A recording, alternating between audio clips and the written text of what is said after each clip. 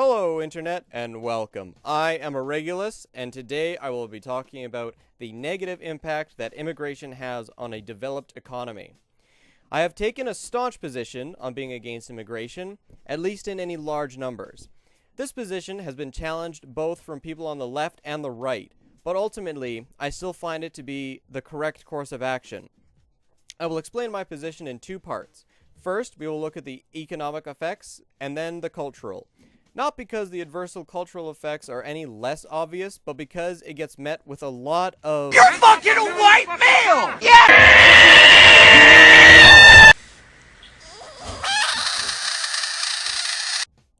So I figured we better handle the dry stuff first, so we have a solid foundation before I have to engage with virtue signaling and emotional arguments. Firstly, we're going to look at a couple of studies from the Fraser Institute released about the economic cost of immigration. There's a study from Fraser Institute to determine the cost of immigrants to Canada. The first part was released in 1987, it covers 1987 to 2004. The economic dangers of population decline are not universally accepted.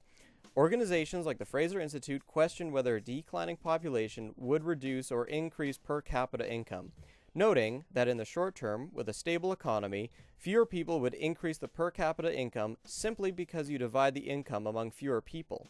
The study's authors conducted a series of studies using large amounts of census data and conclude that immigrants who arrived from 1987 to 2004 paid only 57% of the taxes paid by average Canadian in 2006, with the effect that taxes from immigrants do not exceed the government expenses relating to them, a gap of $23 billion annually, according to their numbers.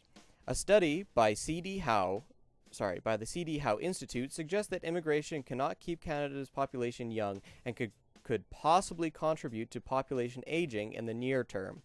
Employment statistics also bring into question whether skilled worker immigrants with a 34% unemployment rate are successfully meeting existing labor market needs in Canada.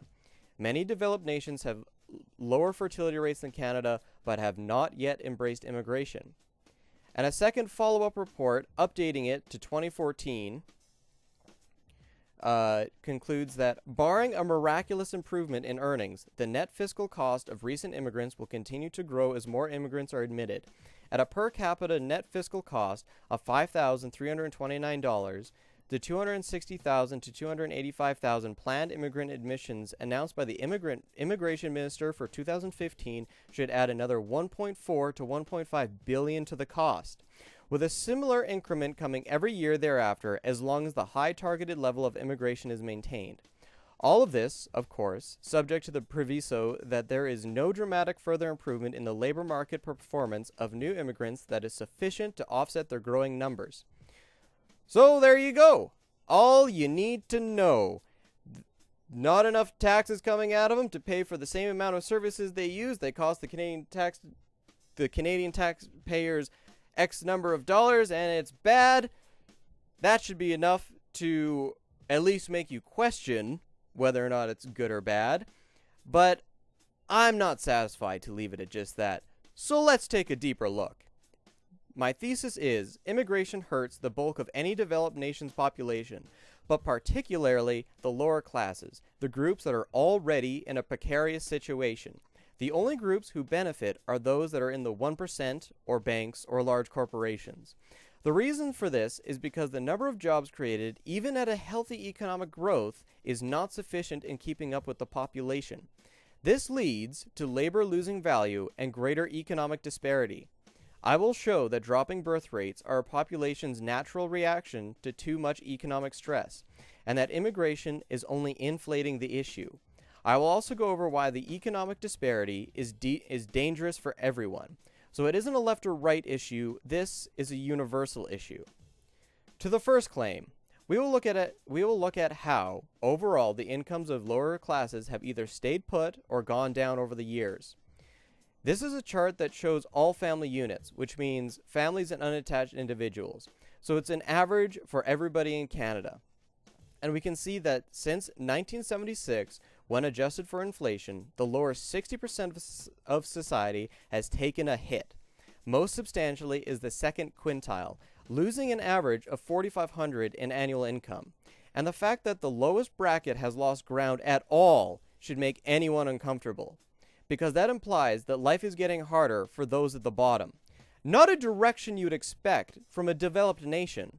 The biggest gains are in the top 40%, but mostly the top 20%, with a massive 37,000 gain. That is almost as much as the average Canadian income of 38,000 in gains. All the while, house prices have gone from 1.6 times the annual income of the average Canadian family to nearly 6 times that of the average income in 2009, which was 60,000, which, when you look at the numbers, you will realize is largely due to the dramatic increase in wealth among the upper classes' averages. Meanwhile, for the majority of Canadians, these raised prices make the idea of owning a home more and more of a burden. The difference can be seen when you compare the differences when you account for inflation. An average house from 1984 would now be $154,000, but instead, by 2009, it cost $369,000. So why is this happening? The answer is mostly automation. About 85% of manufacturing jobs have been lost to automation, which would normally have been the largest employer of middle and lower middle class people, particularly men, and we can see the damage done to young men who, in 1980, made, in $2,005, $43,767, and in 2005, that number had dropped to $37,600.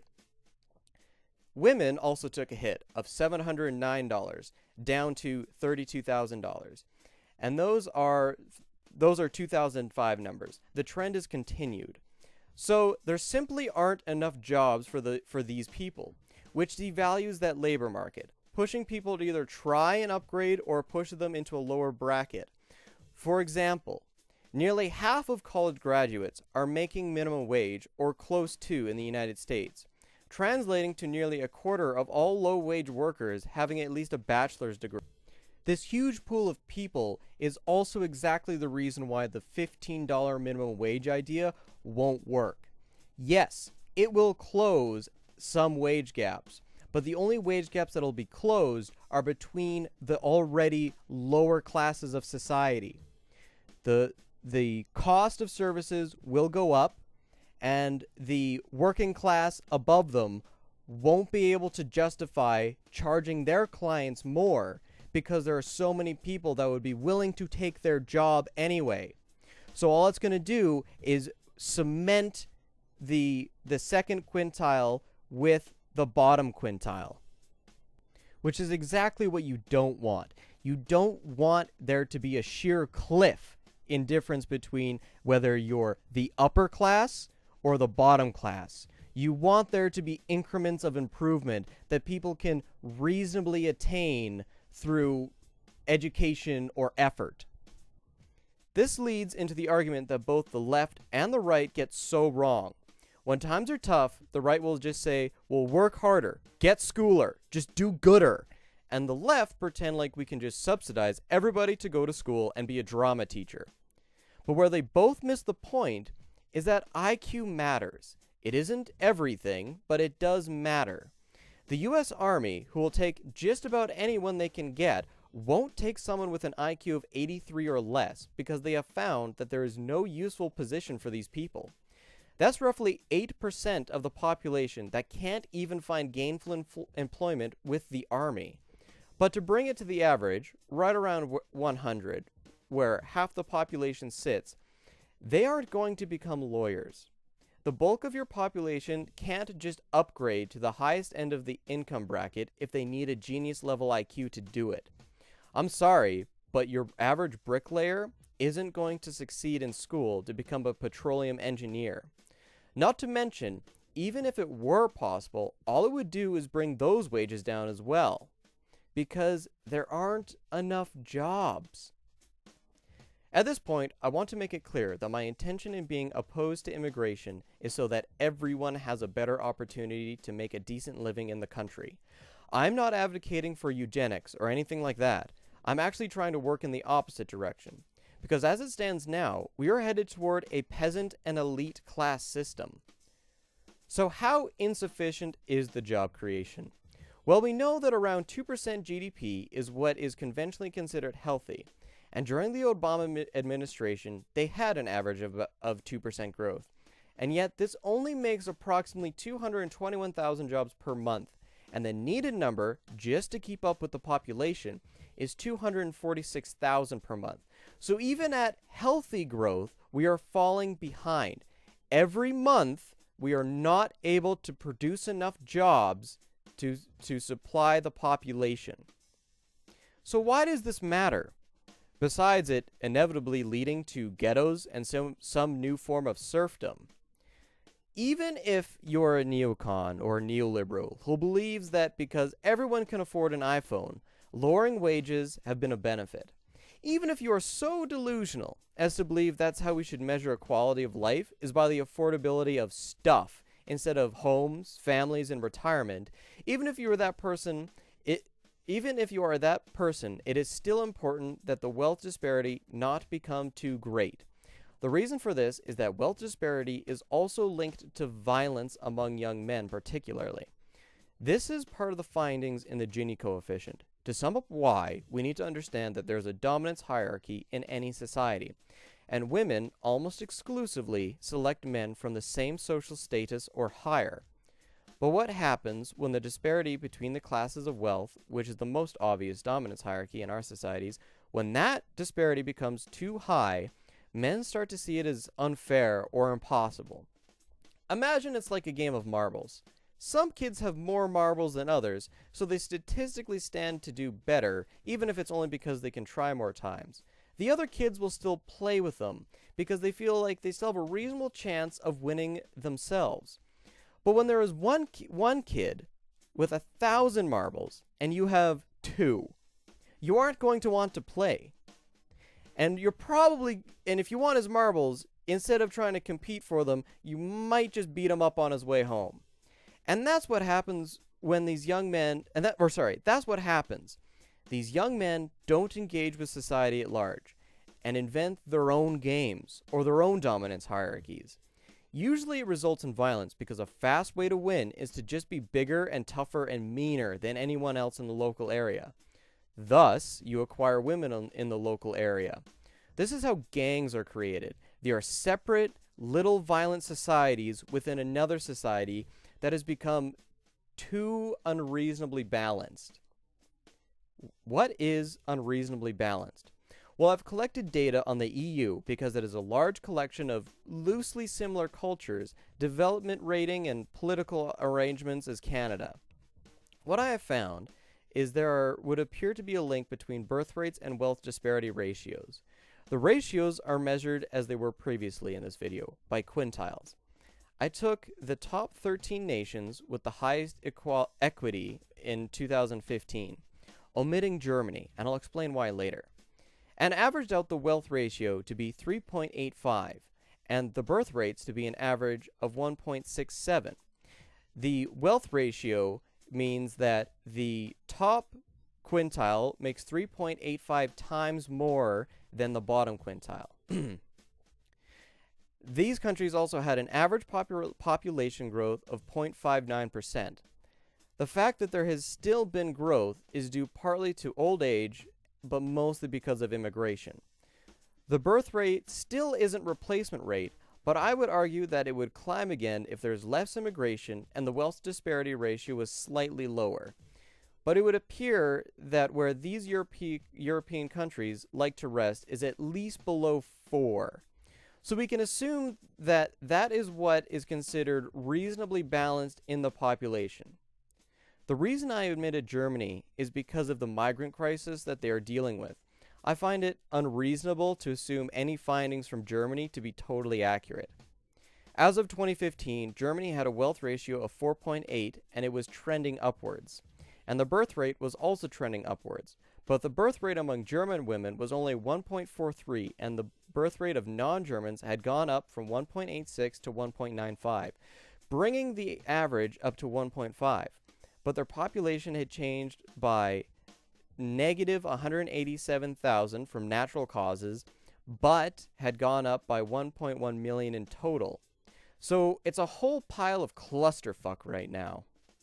Now, for the scary statistics, the top 11 countries with the worst wealth ratios.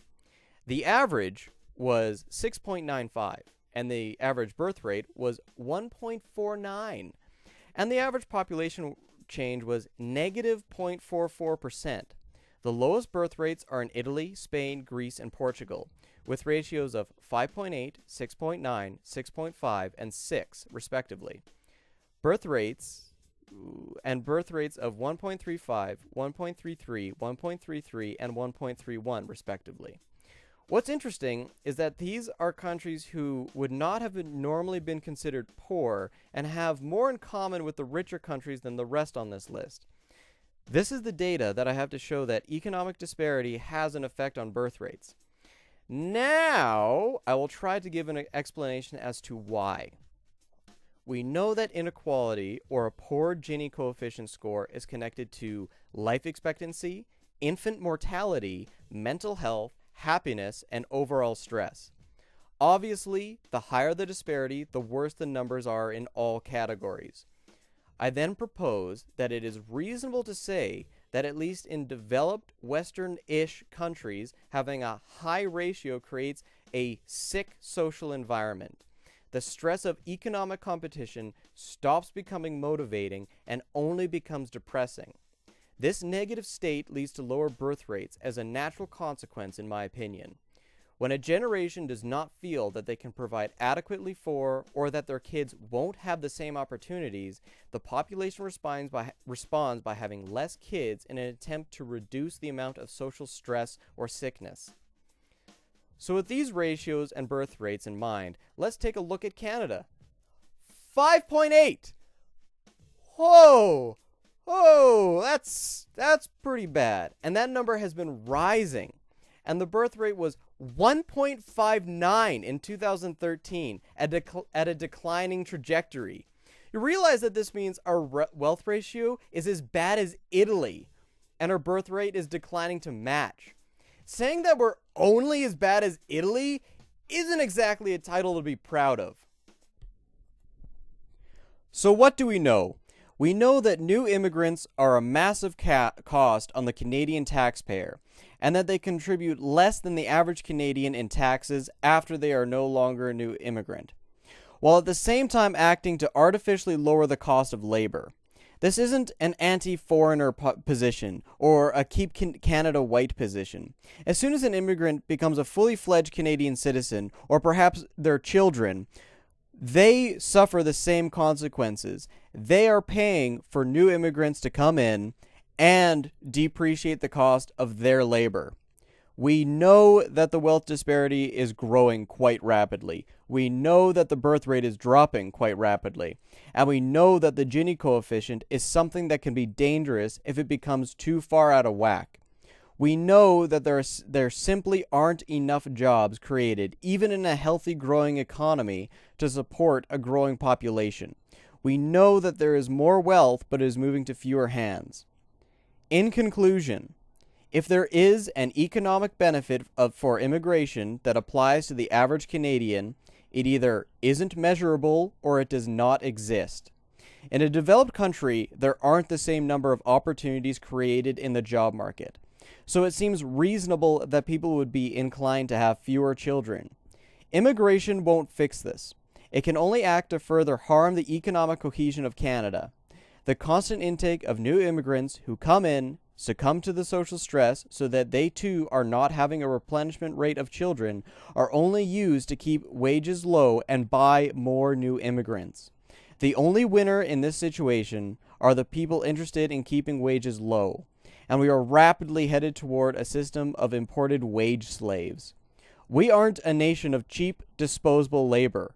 We are a nation of Canadians. So let's try to keep it that way.